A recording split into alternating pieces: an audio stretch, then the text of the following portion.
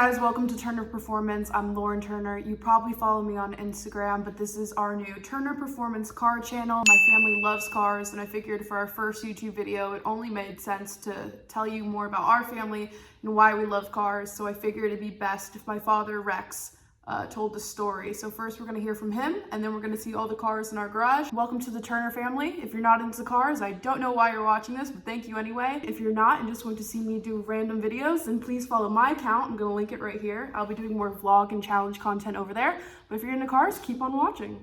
So Rex, where did this all begin? It all began when I grew up in the 1960s. I watched cars and enjoyed cars back then. I traveled around the world. My father was a pilot and a mechanic. And when we came back to live in Virginia in the late 60s, once I got into high school, got my driver's license, I was able to buy my first car, which was a 67 Buick Special.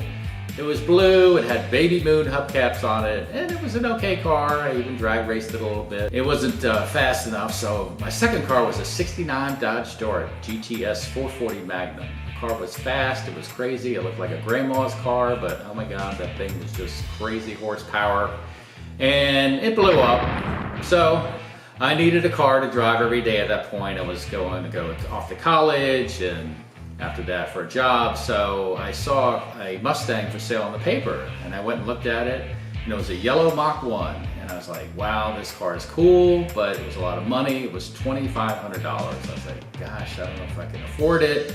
So I asked my mom and she said, how many miles are on it? I said 20,000. And she said, okay, we'll buy the car. I was like, sweet! Got the car and I enjoyed driving it, and I didn't do too much to it, and went off to college and then came back. And then I got a job and I was working at a National Tire and Battery, and I saved up some money just in case there was another car out there I wanted to buy, and lo and behold, I came across another yellow Mach 1. And I bought that car, and a few years later I sold the first car, started modifying the car. I started taking it to the drag strip and doing some autocrosses, and still driving it every day though. Got other jobs and then got married and had children. Lauren was born in 1996 and Evan was born in 2000. And so they grew up around my interest in cars. I had the Mach 1. And then later on, I bought a red, white, and blue Mustang convertible called the Sprint. Ford made those for the Olympics in '72. They made 50 convertibles, and I saw one for sale, and I just had to have that car. That was back in the 80s, so I bought it, but I didn't have it very long. It was kind of rusty. But lo and behold, I met some owners back then that owned them also, and contacted by a man and gave me the names of the owners. And then I found another one. So I bought it and I started doing cherry blossom parades, and I had a real great time with that car, so much fun with it, and even wrote a book about the '72 Sprint Mustang convertible. And then before that I had another '73 Mustang convertible, a real nice blue. My kids really liked the car, it was loud. And then decided I need something that was a little more practical to drive every day, so why not get a red Mach 1? It was a fast car, maybe as fast as that 440 Dart.